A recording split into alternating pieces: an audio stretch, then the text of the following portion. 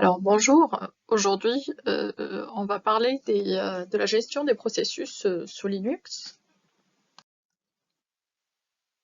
Pour cela, nous avons d'abord définir qu'est-ce qu'un processus. Donc un processus, c'est un programme qui est chargé en mémoire centrale afin d'être exécuté.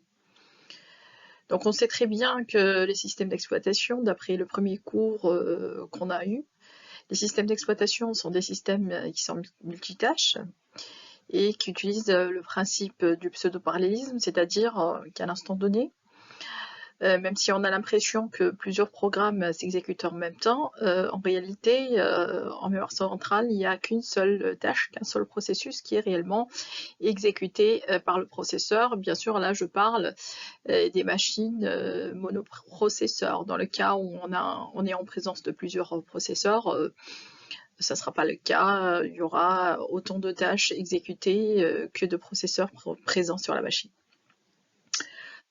Alors, quand un processus va s'exécuter en mémoire centrale, on va lui attribuer ce qu'on appelle un certain quantum de temps, c'est-à-dire un certain laps de temps pendant lequel il est réellement chargé en mémoire centrale, ainsi que tout son contexte d'exécution, c'est-à-dire ses variables, dynamique globale, les zones où il y a le code source, enfin le code objet plutôt du processus, les données, etc. Et donc, il va s'exécuter pendant un certain temps. Et quand il va ressortir de la mémoire centrale, tout son contexte d'exécution actuel, il va être sauvegardé pour être restauré lors de le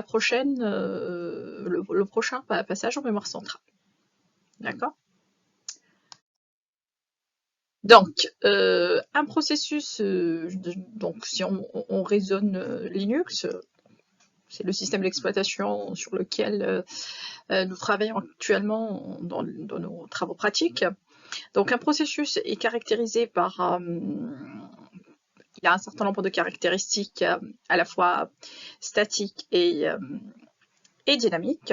Donc, pour ces caractéristiques statiques, on trouve un numéro unique qu'on appelle PID. D'accord? Et qui permet de l'identifier d'une manière unique parmi tous les autres processus qui s'exécutent en même temps que lui. Il a aussi ce qu'on appelle un PPID. Donc le PPID, en fait, c'est le PID ou l'identifiant du processus parent. Il a aussi un UID qui est l'identifiant de l'utilisateur qui l'a créé. D'accord? Donc toutes ces caractéristiques statiques, nous avons la possibilité, à travers un certain nombre de commandes, de les visualiser et de les avoir.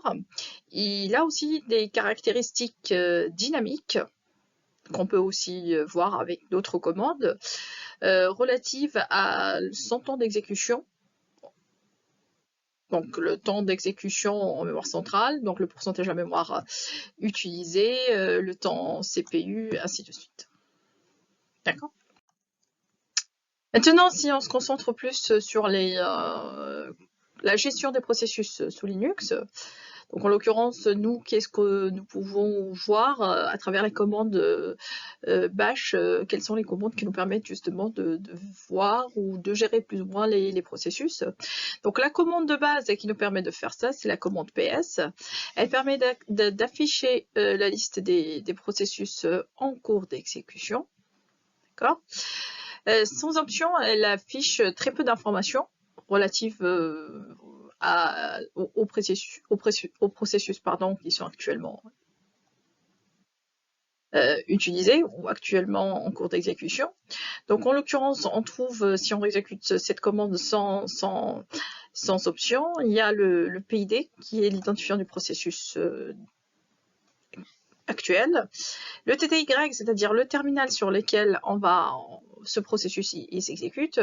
Le temps ici, c'est le temps, le cumul du temps d'exécution du processus au niveau de la mémoire centrale, du processeur, pardon.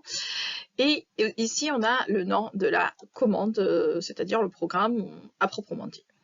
Donc là, l'option PS elle a un certain nombre de paramètres. Là, j'en ai cité quelques-uns, mais c'est pas exhaustif dans le sens où vous faites un man PS, la commande PS, et vous allez trouver qu'il y a, je sais pas, peut-être une cinquantaine d'arguments, enfin d'options pour cette commande-là. Donc là, je vais à titre d'exemple donner trois options. Donc on trouve l'option "-e" qui nous donne les processus en cours d'exécution de tous les utilisateurs. La commande "-u" qui affiche des informations supplémentaires sur les processus en cours d'exécution. Et là, si vous voulez voir quelles sont les informations supplémentaires, vous avez qu'à justement exécuter cette commande. Et l'option "-f" qui nous montre un peu l'arborescence ou la relation entre les processus parents et les processus enfants. Donc une autre commande qui est très intéressante pour justement permettre de gérer les processus, c'est la commande top. En fait, elle nous affiche le top, c'est-à-dire dans l'ordre les processus qui sont actuellement en cours d'exécution. Donc l'affichage se fait d'une manière dynamique. Là, j'ai fait un screenshot à l'instant donné, mais vous pouvez imaginer que voilà, si vous allez regarder l'exécution de la commande top au fur et à mesure du temps, vous allez voir qu'il y a des processus qui montent, qu'il y a des processus qui descendent, d'autres qui apparaissent et d'autres qui disparaissent, et ainsi de suite. Donc c'est assez dynamique. Là aussi, dans le TP, vous allez justement utiliser cette commande avec un certain nombre d'options. Vous allez tester pour voir quel est le rôle de chaque option. D'accord. Donc cette commande, elle nous donne globalement des informations sur le système en général et des informations qui sont propres à chaque processus. Donc si on regarde ici les informations du système en général, on voit l'heure actuelle, l'instant ou le temps qui s'est écoulé depuis la dernière mise en service du système, la consommation CPU générale du système, le nombre d'utilisateurs, et ainsi de suite. D'accord. Et là, on va trouver justement des informations qui sont propres à un processus donné, par exemple le pourcentage de la CPU et de la mémoire pour un processus donné. Alors, comme les systèmes de fichiers, les processus sont aussi organisés en arborescence. On va avoir un processus racine qui s'appelle le système D. Ce processus-là, il a un PID qui est égal à 1, et à partir de lui découlent tous les autres processus de tous les autres utilisateurs. Enfin, de tous les utilisateurs.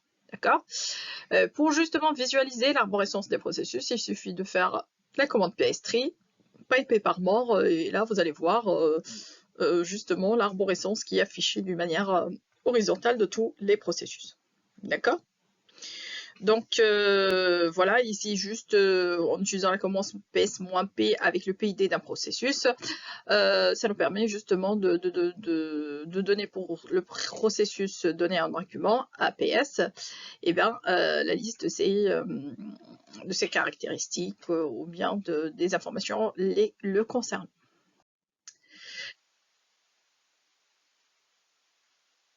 Alors, il y a d'autres variables, enfin des variables qui sont intéressantes pour le processus bash. Donc, qui sont les variables $$ et $PPID. Donc, la variable $$ pour le bash, elle va afficher justement le PID du bash courant. Comme ici, par exemple, l'écho $$, on a le PID du bash courant. Et la variable $PPID, elle va aussi afficher le PPID du bash courant. Et vous voyez ici que le PPID du bash, c'est bien 2206. Et si on fait un ps-f, donc si vous vous rappelez, la commande pour ps-f, elle permet d'avoir justement des informations sur l'arborescence des fichiers, ou la relation entre les fichiers parents, enfin c'est pas les fichiers, pardon, l'arborescence des processus, et la relation entre les processus parents et les processus enfants. Donc si on regarde ici, qu'on voit que le processus bash, il a le PID 2296 et son PPID est bien le 2206. D'accord.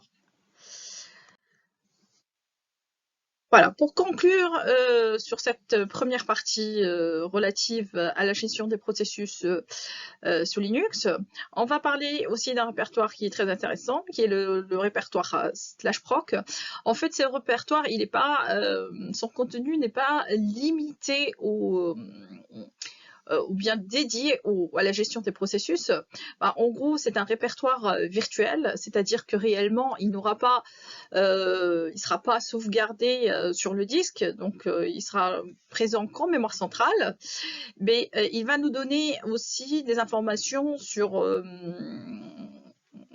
un certain nombre sur le système, sur les processus qui sont en cours d'exécution, et aussi sur le matériel et la configuration du noyau.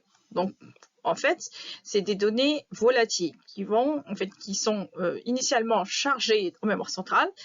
Dans ce répertoire-là, on aura des informations qui vont changer dynamiquement au cours du fonctionnement du système. Et après, dès que le système sera éteint, bien tout le répertoire va disparaître.